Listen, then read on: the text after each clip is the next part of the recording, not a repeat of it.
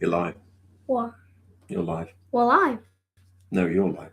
I'm not. I may be live, but you're also live. So we're both alive. Yes. How do you know that? Because I can see you and you're moving, and you can see me and I'm moving. So movement is life. Well, yeah, basically. Yeah, it is. No, you're right. I like that because that's what I understand. And what I mean is that it isn't that things that move are alive. It's that movement itself is the proof and the evidence that it's alive. Yeah. If something isn't moving, it's dead. It's dead. It's gone. Yeah. So life means movement. So how important do you think it is then to move and move regularly rather than say sit in a computer chair and I think life, you've got to move to also progress in life at the same time. If you just sit there on the computer all on each of it and every day, you're never going to get anywhere with your life. You need to continue taking the steps of life. I agree, yeah. And what do you think those steps can look like?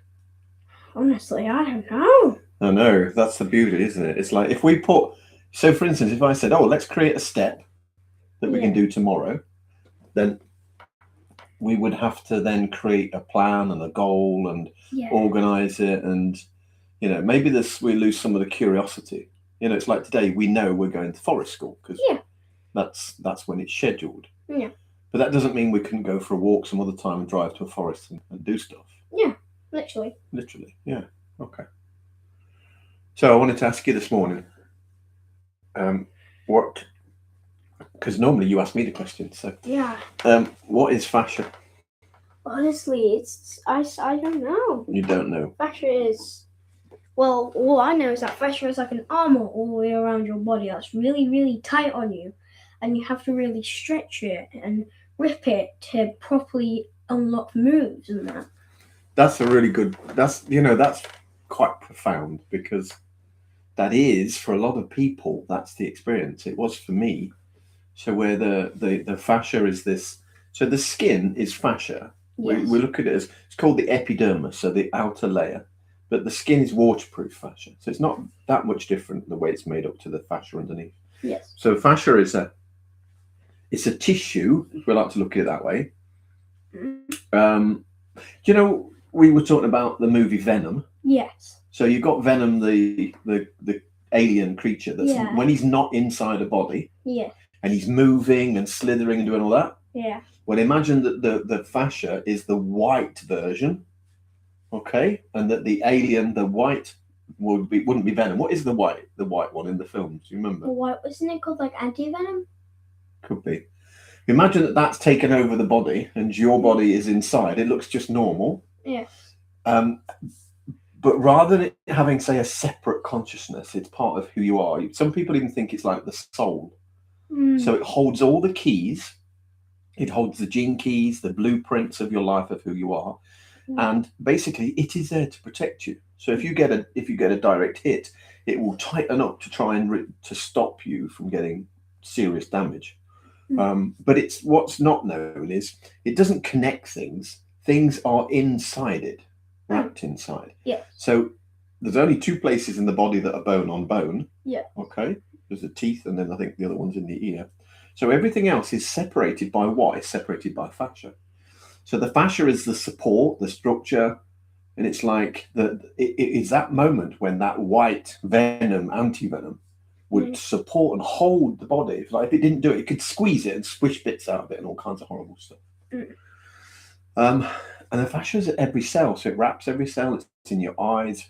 It's everywhere. It even goes into the deepest part of the cell to the DNA, which is like this spiral, like a ladder that spirals, and that has little chains in there, proteins, with 4 or 5 letters, and they come in different so G, C, B, H, or something like that, for instance, yeah, and they tell the body what to do. Whether your eyes are blue, your hair is blonde, you're going to be 6 foot tall, or whatever. That's what it does. So what you put on your skin, for instance, can be expressed all the way into your DNA, and the DNA can express all the way to the skin, obviously. So that's fascia, and it is, as you rightfully say, for some people, it's like a pressure suit. Now, if you're stressed, and if you tense all day long, you don't relax, and let's say you sit in a chair a lot, there are muscles in here.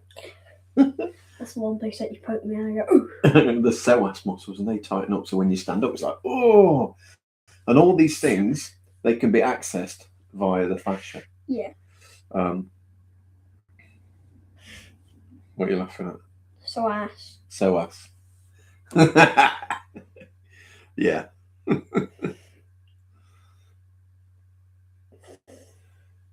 So one of the things is muscles and the skeleton, they do the kind of work, and they're supported by fascia. And the fascia is what they call, it's the first substance, we'll call it a substance, the first media through which experience becomes embodied. So if I touch the knee, you can feel that. The experience is coming through the fascia, and it's the fascia that's telling the brain that's what's happening right now. Yeah, it's assisted by a nervous system, but the nervous system is inside the fascia. So everything is fascia dependent, and like if you are tense, nervous, you tense up. Over time, if you stay tense, then things become rigid, like you said. So we had a client yesterday whose shoulders are very rigid. When I did some releases on him, asked him to move his shoulder, he moved his arm because he doesn't know how to move his shoulder. Yeah, you see, you're moving your shoulder. He doesn't know how to do that. And it's like, I'm moving my shoulder now. But I also then went on to show him how to release his chest and his pectoral muscles. And as I was doing that, I had a big release in my upper chest here, all the way down there. So it meant now that I'm moving this shoulder much more independently. That's it, yeah. So imagine what it's like if you've gone years and years and years and haven't moved that, and then you suddenly move it, or someone can release it. Yeah. There's a lot of stored energy in there, and that energy can be released, and you can start to feel better. So because you get more movement, you get more life. Normally we have this thing where he goes, "Hey, Grandpa," and then he asks me a question. Have you got a question? See what happens when you put on the spot. I get way nervous. I just want to put that out there to anyone else watching. Not like there anybody is watching. No, not now, but there's someone will see this on a replay. Hopefully. Well, I just don't have thousands of subscribers or viewers. It's only a new channel. Yeah, hopefully one day you'll be... I'll be like this YouTube guru, will I? Yeah, you'll be like the YouTube guru. You will be as well, I'm sure. And you blast. Hadouken! So, no questions? Yeah, on the one moment you said for me to ask a question, they were just like... Yeah. That's why, I mean, it's called spontaneity, when things just happen on their own. Yeah. Out of nowhere. That's where questions come from, because your brain will go, "Oh, well, that's interesting. Hey, Grandpa, what's this?" Yeah.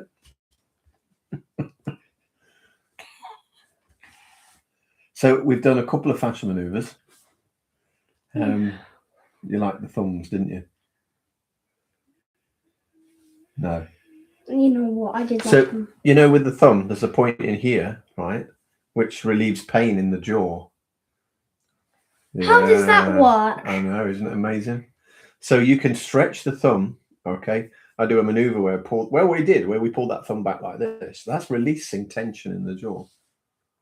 And so sometimes you can work at all. I'll release this tension in the jaw up here, but what you actually need to do is go to other places.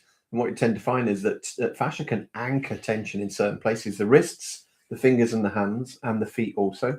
So working on the thumb, for instance, moving, and then watch this. Look, I'm gonna. So can you see this? When I do this, the whole finger's moving, right? And the fascia's moving. But if I hold that thumb there and I pin it in place now, there's only the fascia in the top part of the finger moving. And so what we'll do is twist that, because I want to move this fascia in that finger. I want to release it because it's scarred. So I'm going to work just on that. And I can move into the other one and do the same. And so we're doing... That's like a little wobbly. Oh, yeah. So you can go through all the fingers and release little pieces, and you can do different. So if I do this, I'm all the way up into the elbow. I got cracked. You got a crack? Yeah, I mean like a finger snap. Yeah. Okay. Yeah, I've got some as well.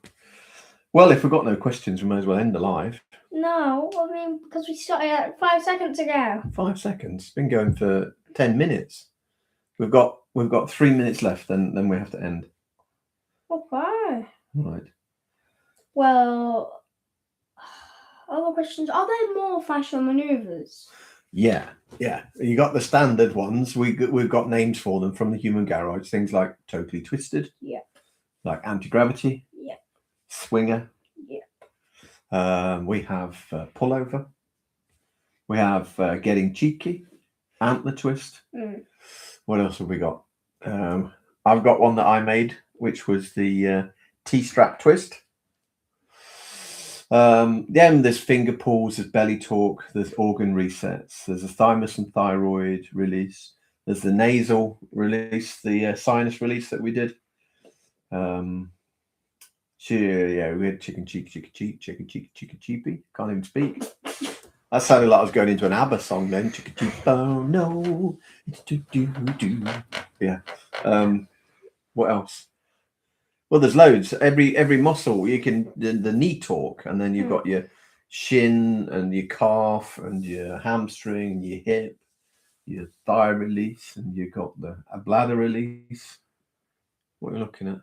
Nothing. Just looking, making sure everything's fine. Oh, okay. All right.